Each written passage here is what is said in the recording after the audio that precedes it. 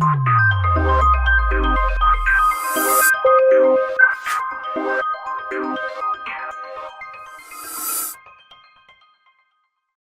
देखेंगे हम class 10th maths का 10th चैप्टर जिसका नाम है सर्कल, व्रत, जिसको व्रत बोला जाता है। देखिए व्रत से रिलेटेड अभी 10th क्लास में ये जो चैप्टर है, उसके बाद में आगे भी चैप्टर मिलने वाले हैं, वहाँ पर भी हमें व्रत के बारे में कुछ बातें हमें समझना पड़ेगा, ठीक है ना। मेंसुरेशन जब करेंगे वहाँ पर भी हमें व्रत की जरूरत पड़ेगी, ठीक है ना। तो कहने का मतलब ये है कि 10th क्लास में इसकी बार बार आपको जरूरत पड़ने वाली है। और व्रत जो है वो कोई ऐसा नहीं कि हम फर्स्ट टाइम व्रत के बारे में पढ़ रहे हैं। आप देखेंगे कि क्लास 6 क्लास से ही हम सर्कल के बारे में कुछ जानकारियाँ लेते आ रहे हैं। वहाँ पर हमने परिभाषाएं देखी थी, वहाँ पर देखा था कि व्रत का केंद्र क्या होता है, व्रत की परिधि क्या होती है, उसकी त्रिज्या क्या होती है, व्यास क्या होता है ना, इसकी चाप क्या होती है। ये सारी बातें हमने पिछली कक्षाओं में पढ़ चुके थे। 9th क्लास में और ज़्यादा डिटेल में पढ़ा था। और 9th क्लास में हमने कुछ प्रमेयों के बारे में पढ़ा था। मैं आपको बता दूं कि जो ये चैप्टर है, कई बच्चे बोलते हैं कि बिल्कुल आसान चैप्टर है, यानी सबसे 10th क्लास का सबसे आसान चैप्टर माना जाता है इसको। और कई बच्चे बोलते हैं कि सबसे टफ है। उसका कारण क्या है कि जो टफ है ये समझते हैं, उनको ये बेसिक जो है ना, पुरानी जो चीज़ें है ये पता नहीं है। जब हम 10th क्लास में आगे कंटिन्यू पढ़ेंगे तो वो टर्मिनोलॉजी, जो शब्दावली जो उपयोग में लाई जाएगी, वो पिछली कक्षाओं से रिलेटेड रहेगी। तो जो व्रत है, हम इसकी परिभाषाओं से शुरुआत करते हैं कि व्रत वास्तव में होता क्या है, इसकी परिभाषा कैसे बनती है, और फिर इसके जो व्रत में क्या क्या होता है, परिधि क्या होती है, त्रिज्या क्या होती है, इसका व्यास क्या होता है, चाप क्या होती है, इसके बारे में सारी बातें हम एक बार, थोड़ा सा टाइम लगेगा लेकिन ये सारी बातें समझेंगे। फिर उसके बाद में हम कंटिन्यू 10th क्लास करेंगे तो बड़े आसानी समझ में आने वाला है। कहने का मतलब ये है, जो बेसिक हम प्रॉपर तरीके से पढ़ेंगे ना, तो आप अगर केवल बेसिक भी अगर समझ लेते हैं तो ये मान के चलिए कि आपकी एक्सरसाइज ऐसी बन जाएगी। आप देखिएगा जब बेसिक हम करेंगे तो एक्सरसाइज के क्वेश्चन बना पाएंगे बिल्कुल आसानी से। यहाँ पर हम प्रमेय, पुरानी इंफॉर्मेशन, जो पुरानी चीज़ें पढ़ी उसके बारे में भी हम समझेंगे, और फिर उसके बाद में एक्सरसाइज के हर एक क्वेश्चन को सॉल्व करेंगे, ठीक है ना। तो प्रॉपर तरीके से आप देखते जाइए, इसके नोट्स बनाते जाइए। नोट्स बहुत ज़रूरी है। आपके खुद के बने हुए नोट्स जो रहेंगे वो दुनिया के सबसे अच्छे नोट्स, ये मान के चलिए। आप देखते जाएंगे, जो कॉन्सेप्ट समझ में आते जाएगा आपको, उसको नोट करते हुए जाएंगे, वो आपके नोट्स रहेंगे, है ना। उसका आप रिवीजन भी बड़े फास्ट कर सकते हैं, अच्छे से कर सकते हैं। और आप जब लिखेंगे तो आपकी एक प्रैक्टिस भी होगी और रिवीजन भी हम इसको बोल सकते हैं। देखिए व्रत वास्तव में बनाने का सबसे आसान तरीका क्या है, तो आपके कंपास बॉक्स में इस प्रकार का एक टूल दिखाई देता होगा, ठीक है। इसको क्या बोला जाता है, प्रकार बोला जाता है। प्रकार की विशेषता होती है कि एक तरफ क्या होती है, इस प्रकार की पिन लगी होती है, नोक होती है, और दूसरे तरफ पेंसिल लगाने के लिए जगह होती है ना। और पेंसिल को लगा के आप इसको टाइट कर देते हैं और नुकीली पेंसिल यहाँ पर लगा देते हैं। और फिर इसके बाद में जहाँ पर भी आपको व्रत बनाना है, जैसे मान लिया जाए कि मैं ये समतल पर बना रहा हूँ, तो इस समतल पर बोर्ड पर बना रहा हूँ, तो यहाँ पर क्या है, पिन को गाड़ दिया जाता है थोड़ा सा, ताकि ऐसा हिले नहीं। और ये सारी बातें आप 6वीं क्लास से ही पढ़ते आ रहे हैं, इसलिए ज़्यादा इसमें माथापच्ची करने की जरूरत नहीं है, और आपको सर्कल बनाते आता है, ठीक है, ऐसा मान रहे हैं हम। और नहीं भी तो अभी आपने सीख भी लिया कि कैसे बनाया जाता है। अगर मैं इसकी विशेषता देखूँ, देखिए एक सर्कल बन गया। अपनी कॉपी में जो पिन गाड़ते हैं वो ये वाला है, यहाँ पर एक हल्का सा गड्ढा बन जाता है जहाँ पर भी सर्कल बनाते हैं। तो ये जो गड्ढा बनता है ना, ये क्या होता है, निश्चित बिंदु होता है, और इसको क्या बोला जाता है, केंद्र बोला जाता है। केंद्र बोला जाता है, व्रत का क्या होता है, केंद्र होता है। और वैसे भी केंद्र में ही है ना, सेंटर, केंद्र जो बिल्कुल बीच में है, ठीक है ना। इसकी विशेषताएं क्या दिखाई दे रही है, तो देखिए आप विशेषता, आपने ये प्रकार से बनाया कि नहीं, प्रकार से बनाया है, तो बनाते समय आप देखिए कि क्या कर क्या रहा हूं मैं। देखिए एक निश्चित बिंदु है, और यहां से मैं कई सारे बिंदु बिंदु बिंदु बिंदु मिलकर, अगर भाई बिंदु का मतलब क्या है, अगर आप एक रेखाखंड भी बनाते हैं ना, वो भी क्या है, अनंत बिंदुओं से मिलकर बना होता है। मतलब कई सारे बिंदु बिंदु, देखिए ये रेखाखंड बना कैसे, ऐसे कई सारे बिल्कुल पास पास में बिंदु है, और उस बिंदुओं से मिलकर ये रेखाखंड बना है। तो ये जो मैं बनाते जा रहा हूँ, ये भी तो बिंदुओं से मिलकर बना है कि नहीं, बिंदुओं से मिलकर बना है। ये देखिए रेड कलर का, ये जो मैं जैसे जैसे आगे बढ़ रहा हूँ, कई सारे बिंदु मिलकर ये क्या पथ बनते जा रहा, क्या बनते जा रहा है, एक पथ बनते हुए जा रहा है, एक पथ बन गया यहाँ पर। क्लियर। हम यहाँ पर इसको परिभाषित ऐसा कर सकते हैं कि पहली बात तो समतल पर बना हुआ है। ये काय पर बना हुआ है, समतल पर। समतल पर मतलब बोर्ड पर। आप बोलेंगे सारी चीज़ें तो बोर्ड पर ही बन रही है ना, ठीक है, तो फिर इसको समतल क्यों बोल रहे हैं भाई? अगर मान लिया जाए कि मैंने, इस बात को समझना जरा, मान लिया जाए कि मैंने एक यहाँ पर बेलन बनाया, देखिए इस प्रकार से बेलन बनाया, बेलन बना। इसको दूसरे तरीके से भी दिखाता हूँ मैं, एक्चुअल दिखाता हूँ मैं बेलन होता कैसे है। देखिए मैंने क्या किया, यहाँ पर एक बेलन बनाया, ये बेलन बना दिया, और जो बेलन बनाया है उस बेलन की खासियत देखिए आप। मैं इसको रोटेट करके दिखा रहा हूँ तो आपको ऐसा लगेगा कि जो पाइप वगैरह होता ना, पाइप को आपने काट दिया तो इस प्रकार से आकृति हमारे पास में मिल जाती है।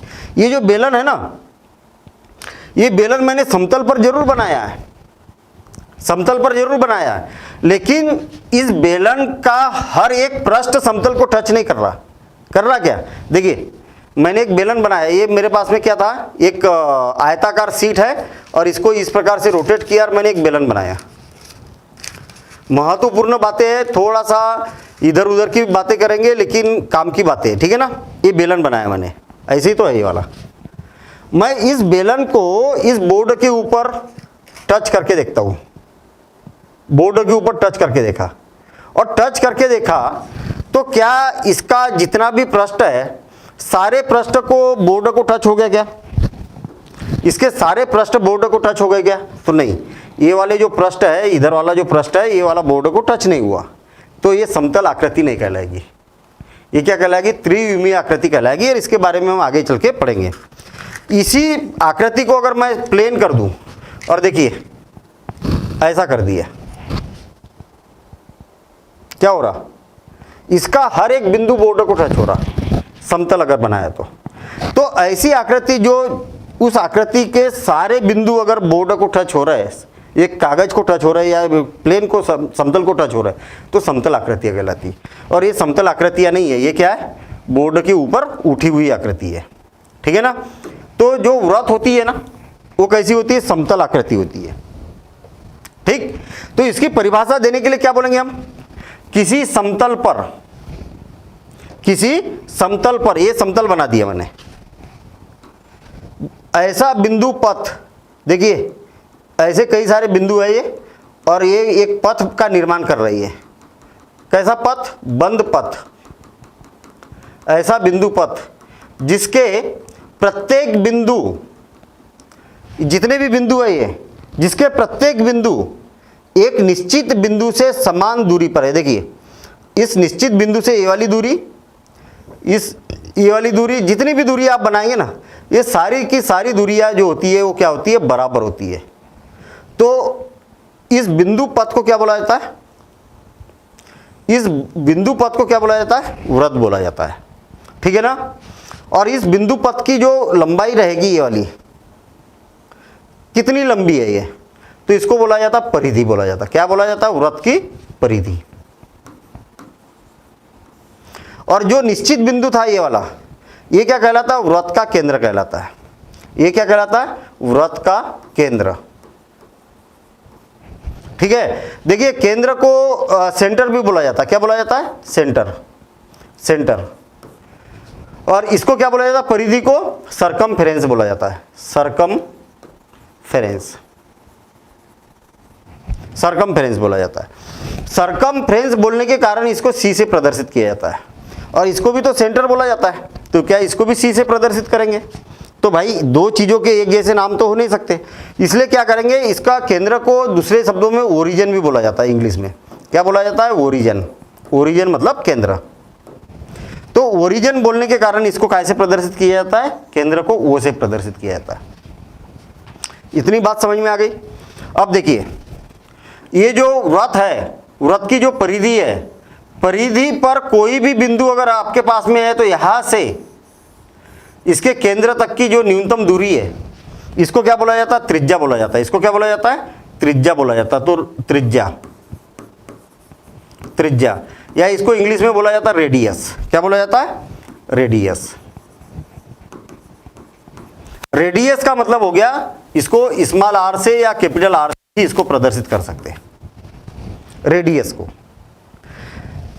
वृत्त पर ऐसे दो बिंदु, देखिए ध्यान देना इधर, वृत्त पर ऐसे दो बिंदु, वृत्त पर ऐसे दो बिंदु जिसको अगर मिला दिया जाए और मिलाने वाला रेखाखंड अगर इसके केंद्र से होकर गुजरता है, देखिए,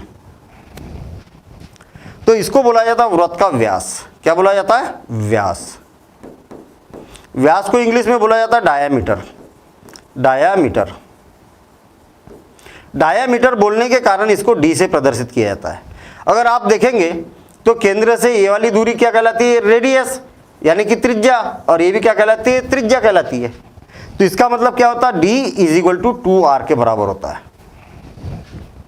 अब मैंने आपको बोला कि सारी मैं परिभाषाएं नोट कराऊंगा, तो पहले यहाँ पर जो साधारण सी चीज़ें है उसको एक बार समझ लीजिए, और फिर सारी परिभाषा मैं यहाँ पर नोट कराने वाला हूँ, ठीक है ना?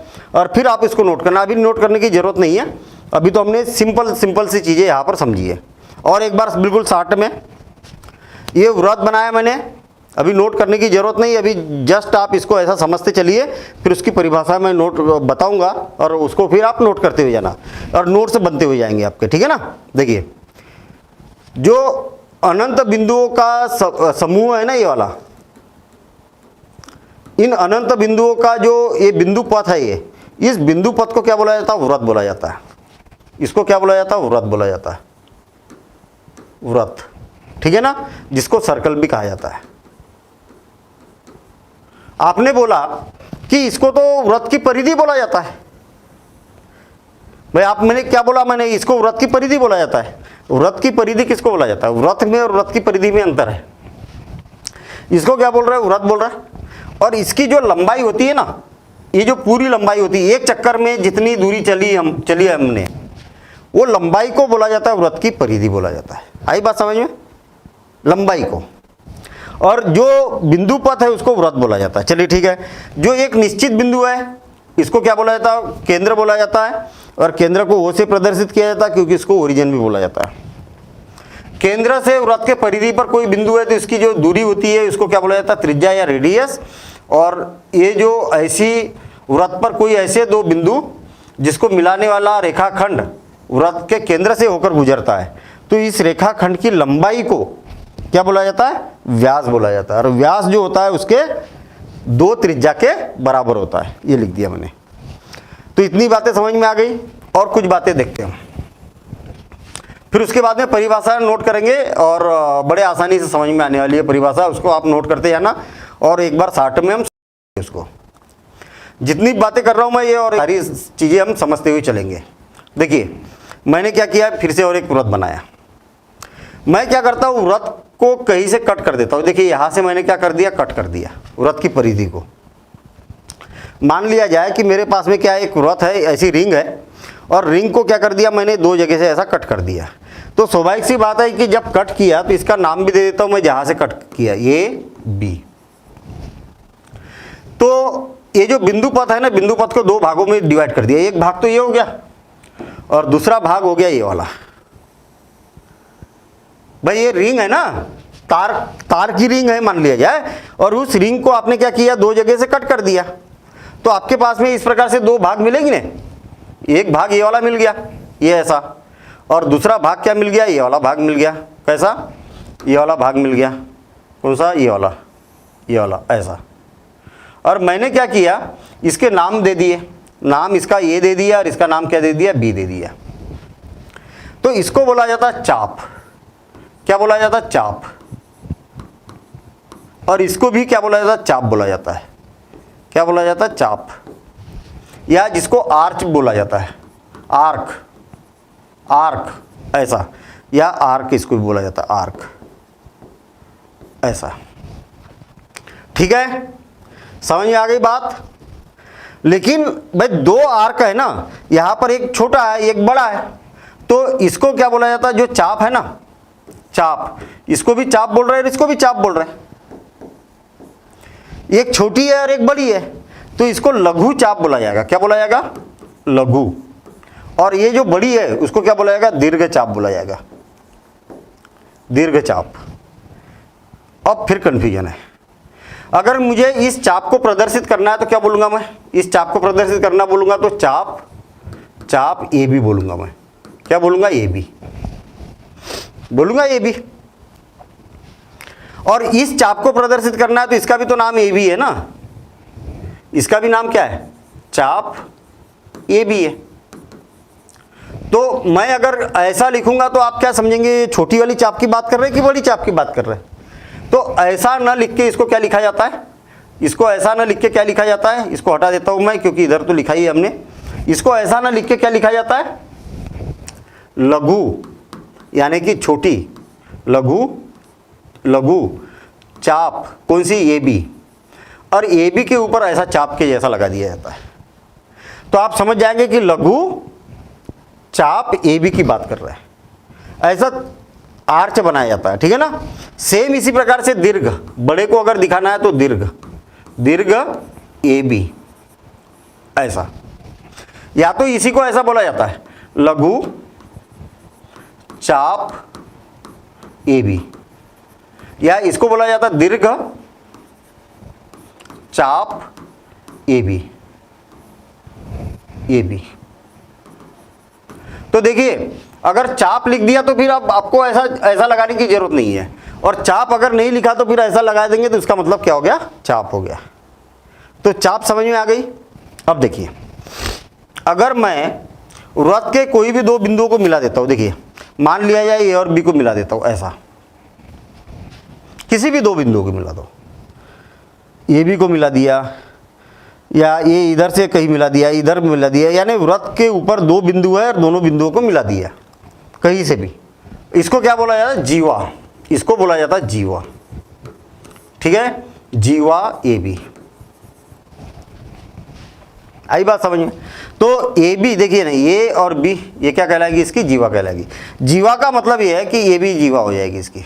वृत्त पर कोई भी दो बिंदु है और दोनों को मिला दिया जाए, देखिए वृत्त पर कहीं पर भी दो बिंदु है, एक बिंदु ये है और एक ये है, दोनों को मिला दिया जाए तो ये क्या कहलाती है, ये क्या कहलाती है, इसकी जीवा कहलाती है, वृत्त की जीवा कहलाती है। ये अगर मान लिया जाए वृत्त का केंद्र है तो ऐसी जीवा जो वृत्त के केंद्र से होकर गुजरती है तो इसको क्या बोला जाता है, व्यास भी तो बोलते ना, व्यास इसी को तो बोला जाता हमने, यही तो व्यास था। तो सबसे बड़ी जीवा जो रहेगी वो क्या कहलाएगी, वृत्त की व्यास कहलाएगी। मतलब वृत्त के व्यास को भी जीवा बोला जाता है। तो जीवा क्या होती है, वृत्त का जो व्यास होता है वो सबसे बड़ी जीवा होती है। आई बात समझ में।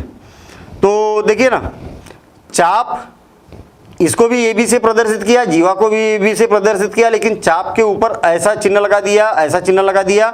आप अगर ए बी को अगर ऊपर चिन्ह लगा देंगे तो चाप बन जाएगा, और ए बी के ऊपर अगर कुछ नहीं लिखा है सामने ऐसा चिन्ह लगा दिया तो इसको क्या बोला जाएगा, जीवा बोला जाएगा। कहने का मतलब आप इसको ऐसा भी प्रदर्शित कर सकते, ए बी ए, और ऊपर बार लगा दिया तो फिर जीवा लिखने की जरूरत नहीं है। आप चाहे ऐसा लिखिए, चाहे तो ऐसा लिखिए, चाहे तो आप ऐसा लिखिए, चाहो तो ऐसा लिखिए, चाहो तो ऐसा लिखिए, चाहो तो ऐसा लिखिए। लिखने के दो अलग अलग तरीके हैं हमारे पास में। अब देखिए, नोट करने की जरूरत नहीं है, नोट अभी हम समझते हुए चलेंगे, फिर उसके बाद में परिभाषा वगैरह आएगी, एक एक परिभाषा पर डिस्कशन करेंगे। अभी तो हम केवल जस्ट एक सारांश समझ रहे हैं, और फिर उसके बाद में सारी परिभाषाएं आपको मिलने वाली है। यहाँ पर देखिए मैं क्या करता हूँ, एक वृत्त है, आप सोचेंगे कि सर ये तो सारी चीज़ें हमें मालूम है, फिर क्यों रिवाइज कर रहे हैं ना। जब हम चैप्टर पढ़ रहे हैं तो ये सारी बातें मालूम होना चाहिए, और जब हम चैप्टर पढ़ेंगे तो कहीं पर बोल दिया जाएगा दीर्घ चाप, कहीं पर बोल दिया जाएगा लघु चाप, कहीं बोल दिया जाएगा जीवा, कहीं पर कुछ बोल दिया जाएगा वृत्त, रेडियस, व्यास, ये ऐसी शब्दावली का जब प्रयोग किया जाएगा तो आपको मालूम होना चाहिए कि किसकी बात कर रहे हैं हम, तभी इसकी प्रमेय और क्वेश्चन बड़े आसानी से बनने वाले। देखना, ध्यान देना इधर। यदि मान लिया जाए कि मैंने क्या किया, इस वृत्त को कट कर दिया, कहीं से यहां से कट कर दिया। देखिए ध्यान देना, इधर वृत्त के दो टुकड़े कर दिए मेरे पास में। देखिए एक वृत्त है, वृत्त को मैं सीधा सीधा कैंची से काट देता हूं इस प्रकार से। देखिए दो टुकड़े हो गए, दो टुकड़े हो गए। ऐसे ही मैंने क्या किया, एक वृत्त था और इसके क्या कर दिए, दो टुकड़े कर दिए। दो टुकड़े कर दिए तो एक टुकड़ा तो ये वाला हो गया, हुआ कि नहीं, ये वाला टुकड़ा, हाँ, और दूसरा टुकड़ा हो गया, दूसरा टुकड़ा हो गया ये वाला, ये वाला, ये वाला टुकड़ा हो गया। तो इनको क्या बोला जाएगा, क्या बोला जाएगा, वृत्त के टुकड़े किए, वृत्त के क्या किए, खंड किए, तो उसको वृत्त खंड बोला जाएगा। ये क्या हो जाएगा, वृत्त खंड, वृत्त खंड। और ये भी क्या कहलाएगा, ये भी वृत्त खंड कहलाएगा, वृत्त खंड। लेकिन टुकड़े छोटे बड़े हैं ना, छोटे बड़े हैं ना, ये छोटा है और ये टुकड़ा कैसा बड़ा है, तो इसको लघु लघु बोला जाएगा। इसको क्या बोला जाएगा, लघु वृत्त खंड। और इसको बोला जाएगा दीर्घ वृत्त खंड। क्या बोला जाएगा, दीर्घ वृत्त खंड। ठीक है ना। तो ये सारी बातें हमने 9th क्लास में पढ़ी थी, फिर भी एक शार्ट रिवीजन यहाँ पर हमारा चल रहा है। अच्छा, अब देखिए और एक वृत्त बना रहा हूँ मैं।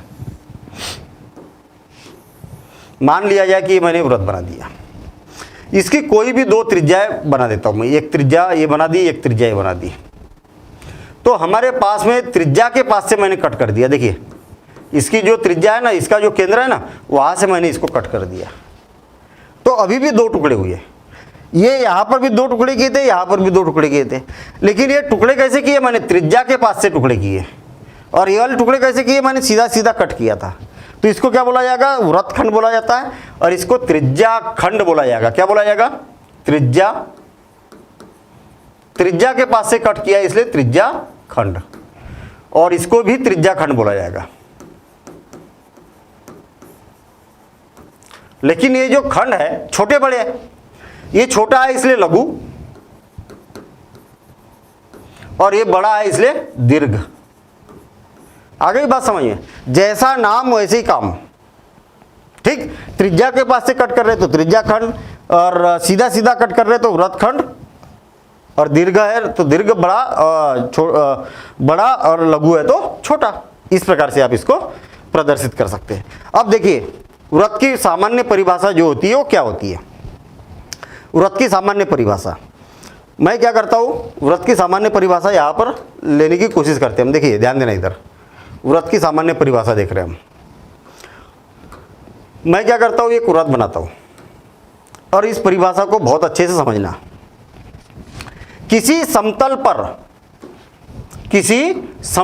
समतल की बात हो रही है, किसी समतल पर एक निश्चित बिंदु से समान दूरी पर स्थित बिंदुओं का बिंदु पथ वृत्त कहलाता है। समतल है, ऐसा तो नहीं कि बॉल है। देखिए अगर आप समतल नहीं लिखते ना तो परिभाषा बदल जाएगी, फिर गोले की बन जाएगी। देखिए मैं क्या बोल रहा हूँ, समतल नहीं बोल दिया जाए, मान लिया जाए मैंने क्या बोला कि किसी एक निश्चित बिंदु से समान दूरियों पर बिंदु पथ। मेरे पास में एक बिंदु है, यहाँ पर एक बिंदु है ये वाला, और यहाँ से इतनी दूरी पर एक बिंदु है, फिर उतनी दूरी पर दूसरा बिंदु है, तीसरा बिंदु है, तो ऐसे में भी बिंदु है, ऐसे में भी बिंदु है, ऐसे में भी बिंदु है। तो पूरा क्या बन जाएगा, आपके पास में एक गोला बन जाएगा ना। तो फिर काय की गोले की परिभाषा बन जाएगी, वो काय की बन जाएगी, गोले की। अगर समतल नहीं लिखेंगे और यहाँ पर समष्टि लिखेंगे तो गोले की परिभाषा बन जाएगी। बाकी पूरी परिभाषा जैसे कि वैसी रहेगी लगभग। ठीक है ना। तो दोनों में अंतर है, समतल लिखना यहाँ पर जरूरी है। देखिए किसी समतल पर एक निश्चित बिंदु से, ये निश्चित बिंदु है, समान दूरी पर स्थित बिंदुओं का बिंदु पथ। देखिए ये समान दूरी पर ये जो बिंदु है, बिंदुओं का बिंदु पथ है। इस बिंदु पथ को क्या बोला जाता है, इस बिंदु पथ को क्या बोला जाता है, वृत्त बोला जाता है। आई बात समझ में, इसको क्या बोला जाता है, वृत्त बोला जाता है। यह निश्चित बिंदु, ये वाला क्या कहलाता है, वृत्त का केंद्र कहलाता है। और इसको ओ से प्रदर्शित किया जाता है। क्यों, क्योंकि ओ का मतलब केंद्र, केंद्र को सेंटर भी बोला जाता है या ओरिजिन भी बोला जाता है इंग्लिश में। और आपको मालूम है कि जो इंग्लिश के जो फुल फॉर्म है उसी से आप शॉर्ट फॉर्म बना के इसको प्रदर्शित करते हैं, तो इसको सामान्यतः से ओ से प्रदर्शित किया जाता है। ठीक है। केंद्र और वृत्त की परिधि के किसी भी बिंदु के बीच की दूरी को वृत्त की त्रिज्या कहते हैं। देखिए यहां से किसी भी कोई भी बिंदु है, इसको क्या बोला जाएगा, वृत्त की त्रिज्या। वृत्त की त्रिज्या को कैसे प्रदर्शित किया जाता है, वृत्त की त्रिज्या को कैसे प्रदर्शित किया जाता है, रेडियस से। इसको क्या बोला जाता है, त्रिज्या। और त्रिज्या को रेडियस बोलते हैं, रेडियस कहा जाता है। इसको कैपिटल आर या स्मॉल आर द्वारा प्रदर्शित किया जाता है। तो ये परिभाषा आप नोट कर लीजिए। आप ये परिभाषा नोट कर लीजिए और ये डायग्राम बना लीजिए। ठीक है, एक ही डायग्राम में सारी चीज़ें नहीं करेंगे हम, अलग अलग इस प्रकार से हम बनाते जाएंगे। मेरे ख्याल से वृत्त की परिभाषा क्लियर हो गई। ठीक है ना, और रटना नहीं है, समझना है आपको कि भाई यहाँ पर बोलना क्या चाह रहा है। ठीक है ना, और समझेंगे तो लाइफ टाइम याद रहेगा, कभी भी आप अपने मन से परिभाषा बना सकते हैं। अब आगे देखिए, यूक्लिड आपने 9th क्लास में सुना होगा, यूक्लिड की ज्यामिति, है ना। तो यूक्लिड ने अपनी एक अलग परिभाषा दी थी, वृत्त की परिभाषा, और उन्होंने क्या दी थी परिभाषा, इसके बारे में हम देखते हैं। वृत्त एक बंद रेखा से घिरी हुई एक समतलीय आकृति है। वही बात बोली है जो हमने पहले बोला है, एक बंद वक्र है और समतलीय आकृति है, एक समतल पर बनी है। और यह इस तरह से होता है कि किसी निश्चित बिंदु से इस बंद रेखा तक की सभी रेखाएं लंबाई में बराबर होती है। इस निश्चित बिंदु से ये बंद रेखा के प्रत्येक बिंदु की जो ये लंबाई होती है, ये दूरी होती है, ये सारी की सारी दूरियां क्या होती है, लंबाई में बराबर होती है। ऐसा यूक्लिड ने बोला था। तो आप इसकी परिभाषा ऐसी भी दे सकते हैं, यह बंद रेखा एक वृत्त की परिधि, ये वाली जो कहलाती है, ये क्या कहलाती है, वृत्त की परिधि कहलाती है, और निश्चित बिंदु इसका केंद्र कहलाता है। ये बंद रेखा की लंबाई जो होती है ना, देखिए एक चक्कर में जितनी दूरी तय की हमने, ठीक है, एक चक्कर में जितनी दूरी तय की वो क्या कहलाती है, वृत्त की परिधि कहलाती है। क्या कहलाती है, वृत्त की परिधि। और परिधि को सरकमफेरेंस बोला जाता है इंग्लिश में, सरकमफेरेंस। ठीक है, और इसीलिए इसको सी से प्रदर्शित किया जाता है। बात क्लियर है, सरकमफ्रेंस बोला जाता है।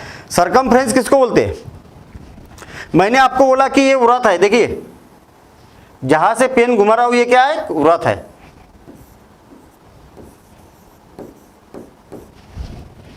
सर्कल है ये,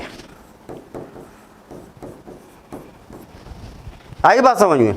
और इसी को परिधि भी बोल रहा हूं मैं। तो फिर दोनों में अंतर क्या हुआ, वृत्त और परिधि क्या एक ही है क्या, नहीं।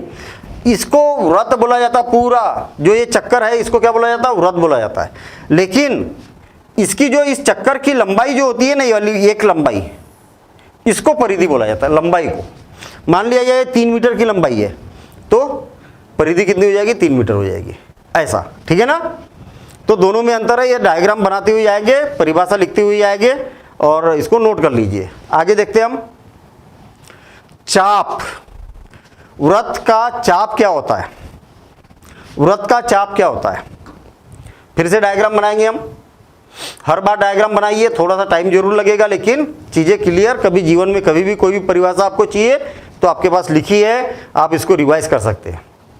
एक वृत्त है, वृत्त की परिधि का कोई भी भाग वृत्त का चाप कहते हैं। कोई भी भाग, आपने क्या किया, यहां से कट कर दिया ए बी से, तो आपके पास में क्या गया, ए बी मतलब ये वाला हो गया। और ए बी का मतलब क्या हो गया, ए बी का मतलब क्या हो गया, ए बी का मतलब आपके पास में ए बी हो गया। देखिए ये वाला भाग, ठीक। तो इस भाग को क्या बोला जाएगा, चाप। इस भाग को क्या बोला जाएगा, चाप बोला जाएगा, या जिसको आर्च बोला जाता। क्या बोला जाता, आर्क। क्या बोला जाता, आर्क भी बोल सकते हैं या आर्च भी बोल सकते हैं, ठीक है ना, उससे कोई फर्क नहीं है। आर्च भी बोल सकते हैं या आर्क भी बोला जा सकता है, ए आर सी भी बोलेंगे, कोई दिक्कत नहीं है। और ये भी क्या हो गया, चाप हो गया। तो इसको भी क्या बोला जाएगा, आर्च ही बोला जाएगा। आर्च बोलिए चाहे आर्क बोलिए, ठीक है ना, ये वाला। अब आप देखिए ये कैसा दिखाई दे रहा है, ग्रीन कलर वाला, छोटा दिखाई दे रहा है। तो छोटा दिखाई दे रहा है तो इसको लघु बोला जाएगा। क्या बोला जाएगा, लघु, लघु चाप। और इसको क्या बोला जाएगा, ये बड़ा है ना, तो जो बड़ा बड़ा रहेगा उसको दीर्घ बोला जाएगा, दीर्घ चाप। इसको प्रदर्शित कैसे किया जाएगा, लघु, लघु ए बी, ऐसा लिखेंगे ना, तो फिर इसके ऊपर ऐसा लिखना पड़ेगा। या तो फिर दूसरा तरीका यह है कि लघु चाप ए बी, ऐसा भी आप लिख सकते हैं इसको। ऐसे दीर्घ के लिए भी है, दीर्घ अब ए बी के ऊपर चाप लगा दिया ना आपने ऐसा, तो चाप लिखने की जरूरत नहीं है। और ऐसे ही अगर इसको लिखना है कि दीर्घ, देखिए ध्यान देना इधर, दीर्घ और चाप, चाप ए बी। अब आपने चाप लिख दिया तो उसके ऊपर राउंड लगाने की जरूरत नहीं है। आई बात समझ में? तो इस बात को आप नोट कर दीजिए। इसे निम्नानुसार प्रदर्शित करते हैं, प्रदर्शित किया जाता है। ठीक है, तो ऐसा आप यहाँ पर लिखेंगे। और ये पूरी बातें नोट करिए, आप जितनी भी बातें लिखी है, डायग्राम भी बनाइए, परिभाषा भी लिखिए, और ये वाली भी बातें आप यहाँ पर लिखते हुए चलिए। ठीक है, थोड़ा सा टाइम लगेगा, लेकिन जीवन भर के लिए व्रत से संबंधित कोई समस्या नहीं रहना चाहिए। और जब हम चैप्टर पढ़ेंगे वहाँ पर चाप की बात करेंगे तो तुरंत मालूम होना चाहिए कि चाप इसकी बात कर रहा है। जो इसकी परिधि है कहीं से भी कट कर दो। मेरे पास में एक व्रत है, ये देखिए तार बना हुआ, तार का एक व्रत बना हुआ, मैं यहाँ से और यहाँ से कट कर देता हूँ तो इसी प्रकार का मिलेगा ना, एक टुकड़ा ये मिल गया, एक टुकड़ा ये मिल गया, तो इसको चाप बोला जाएगा। ठीक है, अब देखना व्रत का केंद्र क्या होता है। तो व्रत का केंद्र, उसकी परिभाषा हम समझ चुके हो कि व्रत के केंद्र की परिभाषा क्या है। जो निश्चित बिंदु की बात की थी वो क्या कहलाता है, व्रत का केंद्र कहलाता है। व्रत पर स्थित सभी बिंदुओं से समदूरस्थ बिंदु को व्रत का केंद्र कहा जाता है। ये व्रत पर जितने भी बिंदु है ना, सारे बिंदुओं से समान दूरी पर, देखिए ये वाली दूरी, ये वाली दूरी, ये वाली दूरी, ये वाली दूरी समान है, तो इसको क्या बोला जाएगा, व्रत का केंद्र कहा जाएगा। और व्रत के केंद्र को कैसे प्रदर्शित करते हैं, इसे केंद्र को सर्कल भी, सेंटर भी बोला जाता है, या ओरिजिन भी बोला जाता है। और इसे सामान्यतः ओ से प्रदर्शित किया जाता है। आई बात समझ में? ये सारी बात नोट करेंगे आप, परिभाषा भी, डायग्राम भी, और ये यहाँ पर मैं ओ लिख देता हूँ इस प्रकार से। ठीक है, तो ये बातें आप नोट करिए और हम आगे बढ़ रहे हैं। देखिए इसके बाद क्या है, व्रत की त्रिज्या। फिर से व्रत बना रहा हूँ मैं। व्रत की त्रिज्या क्या होती है, व्रत के केंद्र से परिधि तक की जो दूरी होती है वो क्या कहलाती है, व्रत की त्रिज्या कहलाती है। व्रत के केंद्र से व्रत की परिधि के किसी भी बिंदु तक का एक रेखाखंड क्या कहलाता है, व्रत की त्रिज्या कहलाती है। जो रेखाखंड है ना, रेखाखंड की लंबाई, ये वाली जो लंबाई, इसको क्या बोला जाता है, व्रत की त्रिज्या बोला जाता है। ठीक है ना, इसको बोला जाएगा त्रिज्या।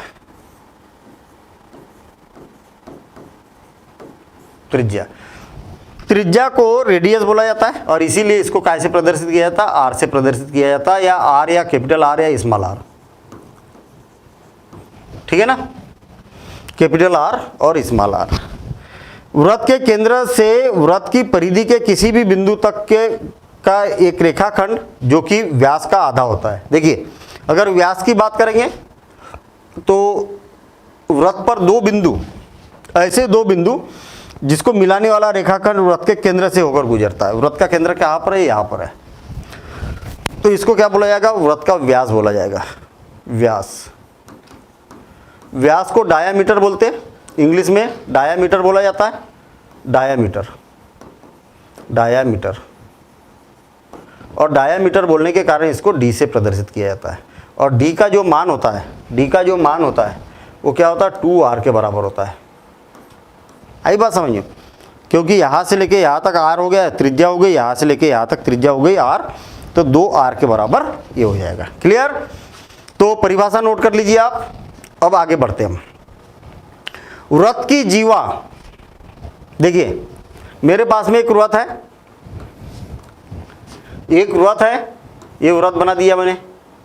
अब आप क्या करिए, स्केल की सहायता से या रूलर की सहायता से आप कहीं पर भी ऐसा रेखाखंड बना दीजिए।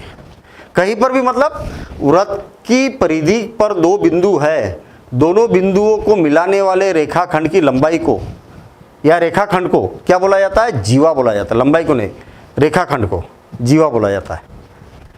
एक रेखाखंड जो वृत्त के स्थित किन्हीं दो बिंदुओं को मिलाने पर बनता है, वृत्त की जीवा कहलाती है। आई बात समझ में? एक जीवा वृत्त को दो खंडों में विभाजित करती है।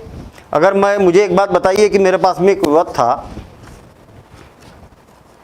और मैंने क्या किया, यहां से कट कर दिया था, जीवा से कट कर दिया, तो दो टुकड़े बन गए ना, तो क्या बोलेंगे, ये क्या कहलाएगी, वृत्त की जीवा कहलाएगी।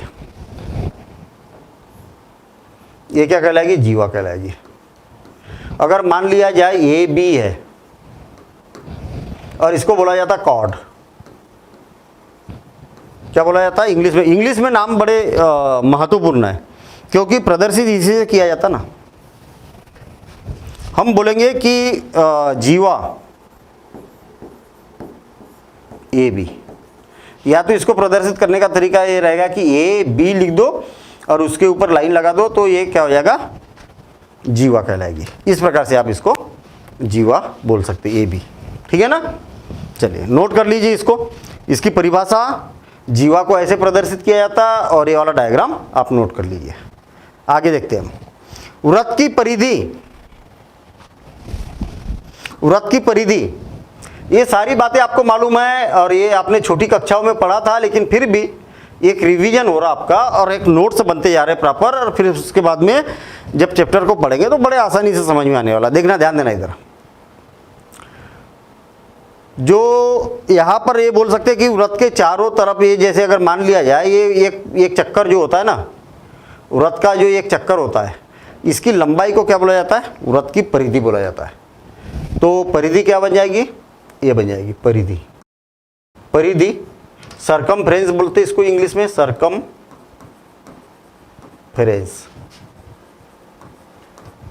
और इसको सी से प्रदर्शित किया जाता है। और इसका जो मान होता है 2πr होता है। ठीक है ना। ये बातें आपने पहले पढ़ी भी है। अगर आपको मान लिया जाए कि इसकी लंबाई ज्ञात करना है, ये पूरी एक चक्कर में कितनी लंबाई है, इसकी लंबाई को ज्ञात करना है, तो आपको अगर इसकी त्रिज्या मालूम है, त्रिज्या क्या है, r है, तो इस लंबाई को बता सकते हैं आपकी कितनी है। लंबाई को कैसे बता सकते हैं कि 2 और पाई का मान होता है 22/7 लगभग, और r का मान जो भी रहेगा, r का मान रख देंगे, इसकी गणना कर लेंगे तो आपको ये लंबाई पता चल जाएगी कि एक चक्कर में कितनी दूरी तय करना है। आई बात समझ में? 2 की जगह 2 लिखा, पाई का मान 22/7 होता है, और r का मान आपको अगर मालूम है तो आप ये वाली लंबाई पता कर सकते हैं। मान लिया जाए कि आपके पास में, आपके कॉलोनी में कोई ऐसा ग्राउंड है और आप, ये इसका ग्राउंड का केंद्र है, आप सुबह सुबह उठते हैं, इस ग्राउंड का चक्कर लगाते हैं, एक लगाते, या 10 लगाते, या 20 लगाते, जितने भी है। अगर आप जानना चाहते हैं कि आपने एक चक्कर में कितनी दूरी तय की एक चक्कर में, तो आपको क्या करना पड़ेगा, इसका जो केंद्र है ना, यहाँ से ये वाली दूरी ज्ञात करना पड़ेगा पहले, त्रिज्या। और ये दूरी जब पता चल जाएगी तो आप 2 गुणित 22/7 करेंगे और ये जितनी भी लंबाई है उसका गुना कर देंगे ना, तो ये इसकी लंबाई पता चल जाएगी कि एक चक्कर में कितना दूरी तय की आपने। ठीक है ना। तो इस प्रकार से आप वृत्त की परिधि की परिभाषा और डायग्राम बना सकते हैं। ठीक है। अगला, वृत्त का व्यास। थोड़ा सा वीडियो लंबा हो रहा, लेकिन हम एक एक चीज कवर कर रहे हैं तो उसमें टाइम लगेगा थोड़ा, है ना। और हम एक एक प्रॉपर्टी देखेंगे वृत्त से संबंधित। देखिए, डायामीटर, व्यास किसको बोला जाता है, वृत्त पर कोई भी 2 बिंदु ले लीजिए और दोनों बिंदुओं को मिलाने वाला रेखाखंड। देखिए, मेरे पास में एक मैंने वृत्त ले लिया और अपना ये ले लिया। देखिए, ध्यान देना इधर, एक स्केल की सहायता से ऐसा मैंने एक रेखाखंड बना दिया। इसकी विशेषता ये होती है कि ये जो रेखाखंड है ना, इसके केंद्र से होकर गुजरना आवश्यक है। ठीक है ना। तो इसको क्या बोला जाएगा, वृत्त का व्यास बोला जाएगा। इस रेखाखंड की लंबाई को, रेखाखंड को नहीं, लंबाई को, इसकी जो भी लंबाई रहेगी उसको। एक रेखाखंड जिसके आंतरिक बिंदु वृत्त पर स्थित होते हैं और जो केंद्र से होकर गुजरता है, या वृत्त के किन्हीं 2 बिंदुओं के बीच की अधिकतम दूरी है, यह वृत्त की सबसे बड़ी जीवा भी होती है और यह त्रिज्या की 2 गुनी अर्थात d = 2r होती है। आई बात समझ में? आपने जीवा पढ़ा ना, ये क्या है? जीवा है। ये क्या है? जीवा है। ये क्या है? जीवा है। ये भी क्या है? जीवा है।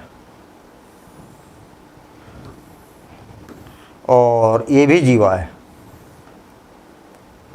कितनी सारी जीवा बना दी मैंने। मतलब वृत्त की परिधि पर कोई भी 2 बिंदु ले लो और दोनों को मिला दो तो जीवा बन जाएगी। लेकिन ऐसी जीवा जो वृत्त के केंद्र से होकर गुजरती है तो उस जीवा को क्या बोला जाता है? व्यास बोला जाता है। और वो क्या होती है? सबसे बड़ी जीवा होती है। ठीक है ना? वृत्त की सबसे बड़ी जीवा होती है व्यास। व्यास या इसको बोला जाता है डायामीटर। डायामीटर। और इसको d से प्रदर्शित किया जाता है। d का मान क्या होता है? 2r के बराबर होता है। और यह क्या होती है? सबसे बड़ी जीवा। सबसे बड़ी जीवा, सबसे बड़ी जीवा होती है वृत्त की। ठीक है? तो ये बात याद रहे, वृत्त का व्यास और उसी को सबसे बड़ी जीवा भी बोला जाता है। तो आगे देखते हैं हम, क्षेत्रफल क्या होता है? वृत्त का क्षेत्रफल क्या होता है? ये तो सभी लोग जानते हैं वृत्त का क्षेत्रफल क्या होता है। तो फिर से देखते हैं हम वृत्त का क्षेत्रफल का मतलब क्या है। अगर मान लिया जाए कि आपके पास में कोई एक ग्राउंड है, इस ग्राउंड में घास लगाना है, या तो दूसरा तरीका देखिए आप, मान लिया जाए कि आपके पास में क्या है? एक घोड़ा है।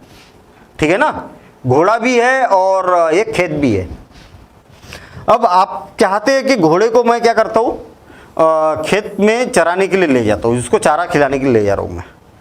अब कौन खड़ा रहेगा वहाँ चारा खाते तक घोड़े को?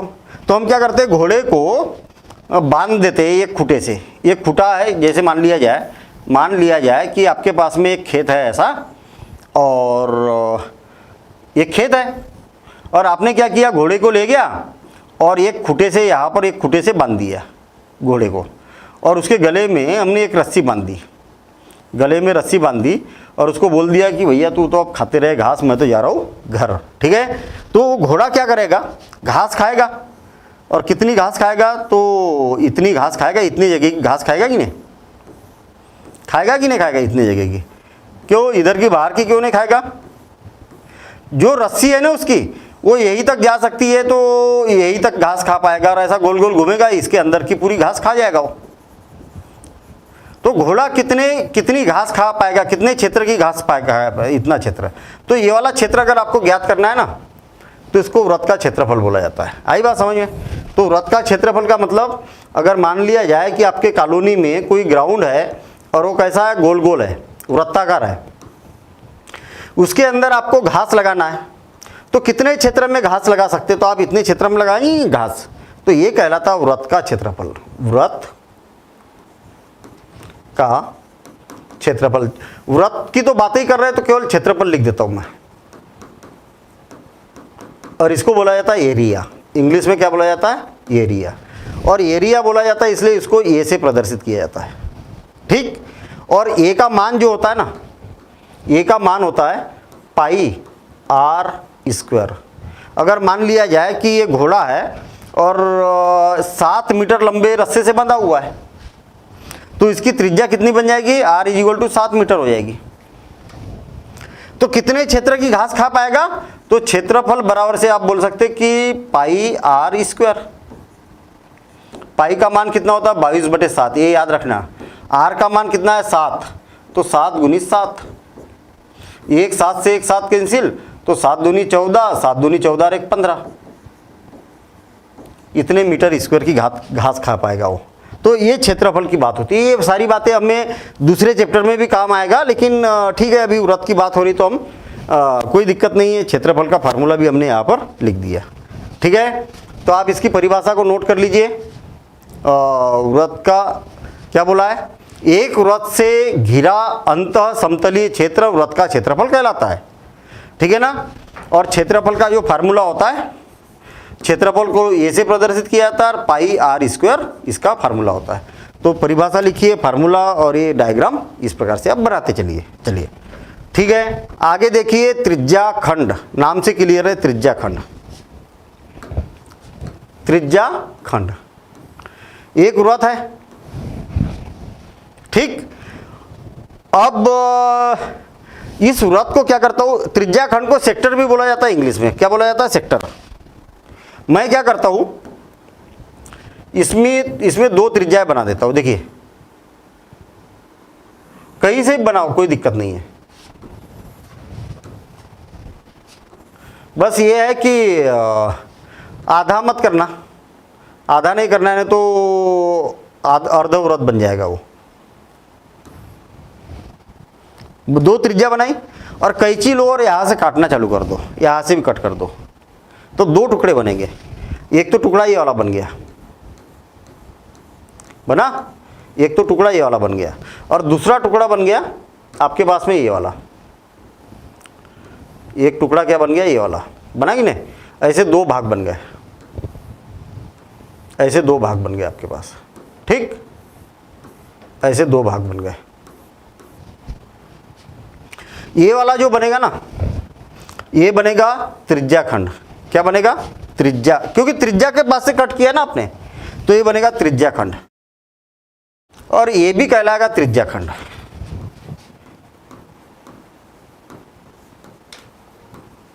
या सेक्टर बोल सकते इसको।